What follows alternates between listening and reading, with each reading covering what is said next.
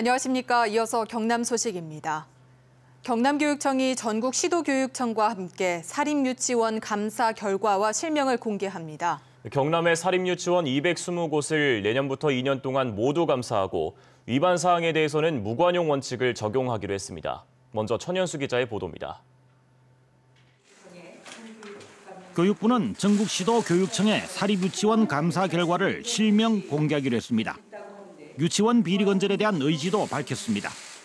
약 90%가 감사 결과 시정 조치 사항을 지적받았다는 것은 묵과할 수 없는 엄연한 현실입니다. 경남도 교육청도 감사 결과 공개에 착수했습니다. 2016년 특정 감사 등 27곳이 우선 공개 대상이고 모두 50곳의 감사 결과가 공개됩니다. 해당 사립유치원의 실명을 포함해 위반 사례를 명시한 감사 처분 결과서가 공개됩니다. 시기는 최대한 서둘러 이번 주말 안이 될 것으로 보입니다. 실명 공개에 학부모들은 비상한 관심을 보이고 있습니다. 제가 보내는 유치원도 과연 이제 확실히 비리가 없는 게 맞나, 주변 엄마들도 되게 궁금한 게 많아요. 경남교육청은 2016년까지 감사를 받지 않은 사립유치원 220곳은 내년부터 2년 동안 한 해 110곳씩 감사하기로 했습니다. 감사에는 무관용 원칙을 적용하기로 천명했습니다. 적발된 부분에 대해서는 사장 당국에 고발도 하고 엄격하게 법이 허용하는 한도 내에서 충분히 징계도 하면서. 경남교육청은 교육지원청 인력까지 대거 투입해 감사 속도와 강도를 높이기로 했습니다. 교육당국은 현행 제도로서는 사립유치원의 비리를 건절하는 데 한계가 있다며 정치권과 교육부를 향해 사립유치원에 적용되는 재무회계 규칙을 제정해달라고 요구하고 있습니다. KBS 뉴스 천현수입니다. 박용진 국회의원이 공개한 비리 사립유치원 1,800여 곳 중 경남은 6곳으로 17개 시도교육청 가운데 세종시 다음으로 적었습니다. 경남도 교육청은 징계를 받은 유치원만 비리 유치원으로 판단했는데 KBS가 감사 결과를 들여다보니 단순 실수로는 보기 힘든 주의와 경고건도 다수 발견됐습니다. 이어서 최진석 기자가 보도합니다. 김해의 한 사립유치원. 지난 2013년부터 1년 동안 유치원 일을 하지도 않은 설립자에게 인건비로 5,400만 원을 줬습니다. 또 부원장에게 1년 반 동안 아파트 월세 1,300여만 원을 지원하다 교육청 감사에서 지적됐습니다. 창원의 또 다른 사립유치원. 지난 2014년부터 2년 동안 인가도 받지 않은 생태학습장을 쓰는 대가로 7,400여만 원을 지급했는데 설립자 남편의 땅이었습니다. 이제 유치원 이제 해결이 안 왔죠. 그래서 그 부분은 그때부터 이제 하지 말라고 하셔서. 두 유치원 모두 교육청으로부터 징계가 아닌 경고 처분을 받는데 그쳤습니다. 솜방망이 처분이라는 지적도 나올 법하지만 도교육청은 이들 유치원에 대한 처분이 징계가 아니라는 이유로 비리 사립유치원 제출 자료에서 제외시켰습니다. 비 유치원에 대해서 제출하라고 되어 있어서 3차에 온 게, 그리고 이제 비가 법령상 보면은 비 사건이라 하면은 공무원 징계, 아까도 말씀드렸듯이 공무원 징계령에 의해서 징계 이상의 요구권에 대해서 비라고 본다.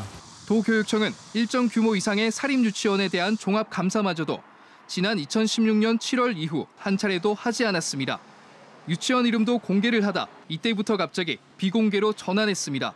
이제 가벼운 행정착오에 의한 주의 경고도 그 정보를 다 공개를 했을 때 부모들이 분명히 그걸 읽어보고 판단할 그런 능력이 된다고 생각합니다. 경남의 사립유치원 273곳 가운데 도교육청이 자율적으로 감사한 사립유치원 수는 50곳. 이 가운데 징계 처분이 내려진 유치원은 6곳에 불과하고 80%는 교육청의 감사조차 받지 않았습니다. KBS 뉴스 최진석입니다. 화물차 기사들이 공사장에서 일하고 받은 대금 일부를 이른바 운송관리 업체에 다시 되돌려주는 이상한 일들이 이어나고 있습니다. 운송관리 업체는 화물차 배차권 등을 갖고 있기 때문에 기사들은 문제 제기도 제대로 못하고 매달 돈을 입금하고 있습니다. 보도에 손원혁 기자입니다. 경남의 한 대형 공사장입니다. 화물차 기사 A씨는 여기서 일을 하고 받은 돈의 일부를 화물차 배차권 등을 가진 운송관리 업체에 되돌려주고 있습니다. 공사를 맡은 하도급 업체가 화물차 기사 A씨에게 한 달치 대금을 일한 것보다 많이 입금하면 A씨가 그 차액을 운송관리 업체로 다시 보내주는 겁니다. 이렇게 되돌려주는 회수금이 많게는 한 달에 600만 원에 이릅니다. 화물차 기사 B 씨는 문제를 제기하자 불이익을 받았다고 주장합니다. 짜증이 많아서 배차 안 해줍니다. 심지어는 한 10일까지 배차를 못 받았어요. 또 다른 공사장의 운송관리 업체는 배차를 빌미로 통장과 도장을 받아두기도 했습니다. 일을 하기 위해서 통장을 달라 하니까요. 이런 거는 급이 서로다. 이렇게 돼버리니까. 업체가 회수금을 직접 빼가는 겁니다.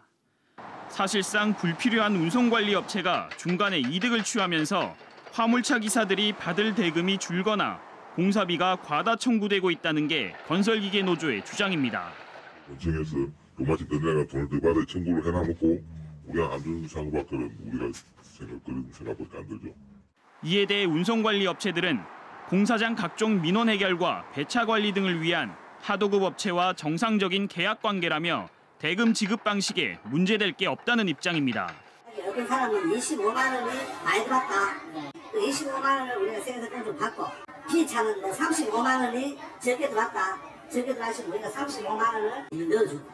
하지만 통상적인 지급 방식이 아니라는 게 업계의 공통적인 지적이어서 관계기관의 확인과 점검이 필요합니다.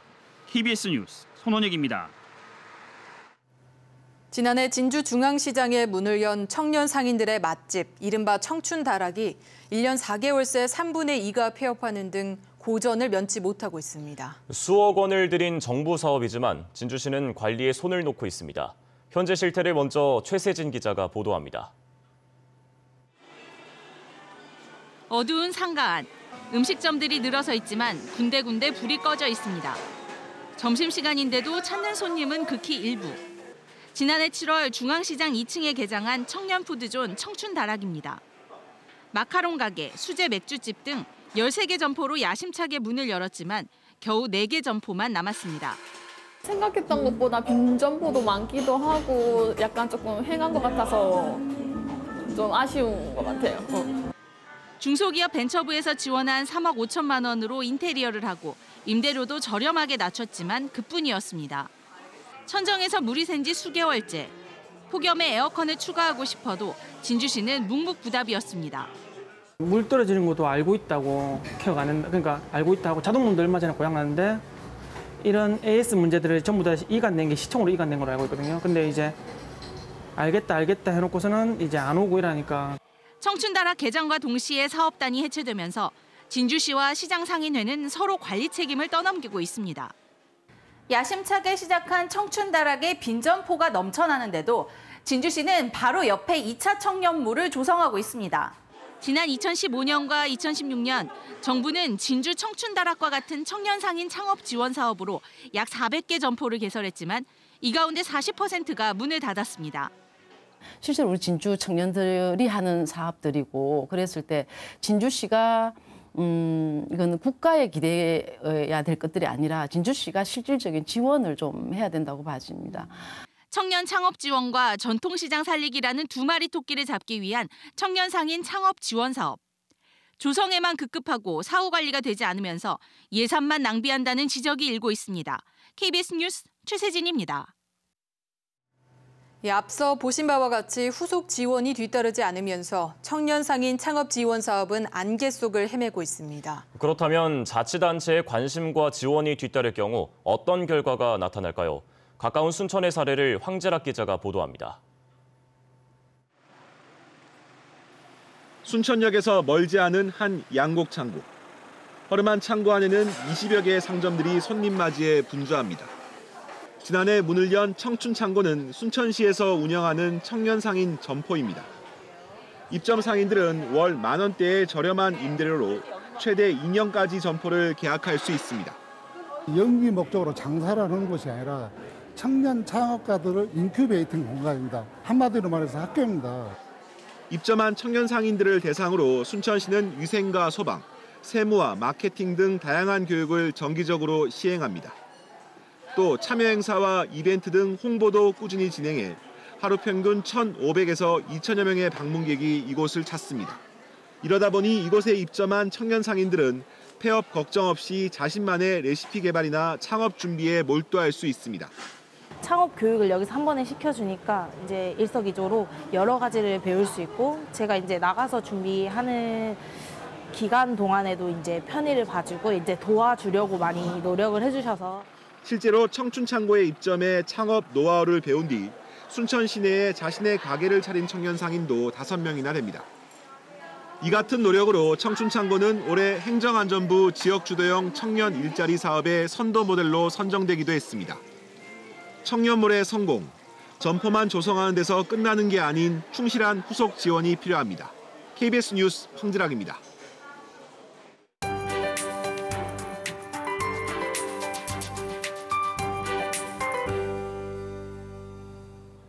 오늘도 옷차림을 따뜻하게 해주셔야겠습니다. 어제만큼 쌀쌀한 날씨가 이어지고 있습니다. 현재 창원의 기온 11도, 진주가 5도까지 내려가 있고요. 찬바람이 불어서 피부에 와닿는 공기는 더욱 차갑습니다. 한낮에는 지금보다 기온이 많이 오르기는 하지만 계속해서 평년보다는 낮겠습니다. 하늘은 어제보다 더 맑고 깨끗합니다. 구름량이 적어서 더욱 새파란 하늘 볼 수 있겠고요. 미세먼지 농도는 좋음 수준까지 오르겠습니다. 다만 대기가 점차 건조해지고 있어서 화재 사고에 주의하셔야겠습니다. 주말인 내일과 모레도 맑은 날씨가 이어져 야외 활동하기 좋겠는데요. 아침, 저녁으로 더욱 쌀쌀해집니다.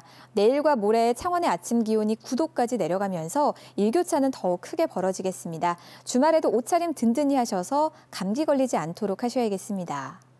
현재 위성 영상 보시면 경남 지역 맑은 하늘이 이어지고 있습니다. 오늘은 안개도 거의 끼지 않아 시정도 좋은 편입니다. 다만 해안 지역은 오늘까지 바람이 강하게 불겠습니다. 현재 기온은 어제와 비슷하게 출발하고 있습니다. 동부 지역은 내륙이 5도 안팎까지 내려가 있고요. 해안 지역은 11도 안팎을 가리킵니다. 낮 기온도 창원과 창녕이 19도로 어제만큼 오르겠습니다.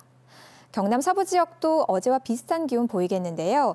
함양과 거창이 3도로 출발해서 한낮에는 20도 안팎까지 오르겠습니다. 오늘 해상에는 풍랑주의보가 내려진 가운데 물결이 최고 4, 5m까지 높게 일겠고요. 동해남부 먼바다에서는 비가 내리겠습니다. 다음 주에도 대체로 맑은 날씨가 이어지는 가운데 수요일까지는 평년과 비슷한 기온을 보이다가 이후로 기온이 점점 더 내려가겠습니다. 기상정보였습니다. 김해 문화의 전당이 오는 12월 8일까지 인형극 목수장이 엘리 등 어린이 공연 3편을 선보입니다. 남명 조식 선생의 일대기를 담은 마당극이 내일 고향 산청에서 개최됩니다.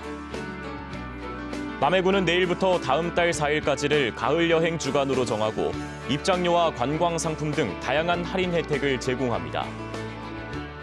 지난해 조선 경기 침체로 취소됐던 거제 시민의 날 기념 행사가 내일 3년 만에 차 없는 거리 페스티벌에서 열립니다.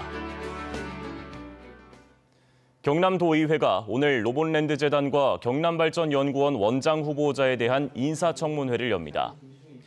도의회 경제환경위는 오전 10시 정창선 경남 로봇랜드 원장 후보자를, 기획행정위는 같은 시각 홍재우 경남발전연구원장 후보자에 대한 인사검증에 들어갑니다. 도의회는 이어 오는 25일에는 경남신용보증재단 이사장, 31일 경남테크노파크 원장, 다음 달 초 경남개발공사 사장 후보에 대한 인사청문회를 잇따라 열 예정입니다. 경남 지역의 대학 입학 정원이 5년 전보다 15% 줄어든 것으로 나타났습니다. 국회 교육문화체육관광위 이찬열 의원이 교육부에서 받은 자료를 보면 경남은 대학 구조조정 시행 이전인 지난 2013년과 올해의 입학 정원을 비교했을 때 3,800여 명 15%가 준 것으로 나타났습니다. 이 의원은 대부분 지역에서 대학 정원이 10에서 18% 줄었지만 서울은 1%만 줄었다며 인재 수도권 집중 심화가 우려된다고 밝혔습니다. 국회 교육위의 김연아 의원이 교육부에서 받은 자료를 보면 경남의 초등학교와 특수학교 511곳 가운데 통학버스를 운영하는 학교는 45%인 228곳으로 나타났습니다. 경남에서 통학버스를 이용하는 학생은 전체의 5.7%인 11,000명으로 500개 통학버스 노선에서 하루 평균 주행거리는 15km입니다. 시도별 통학버스 이용률은 강원도가 14%, 전북 12%, 충남 10% 등이며 광역시는 이용률이 낮았습니다. 국회 농림수산위 김태흠 의원이 해양경찰청에서 받은 자료를 보면 올 들어 지난 7월까지 검거된 마약 사범이 81명으로 지난해 1년 동안 검거된 수보다 배 이상 많은 것으로 나타났습니다.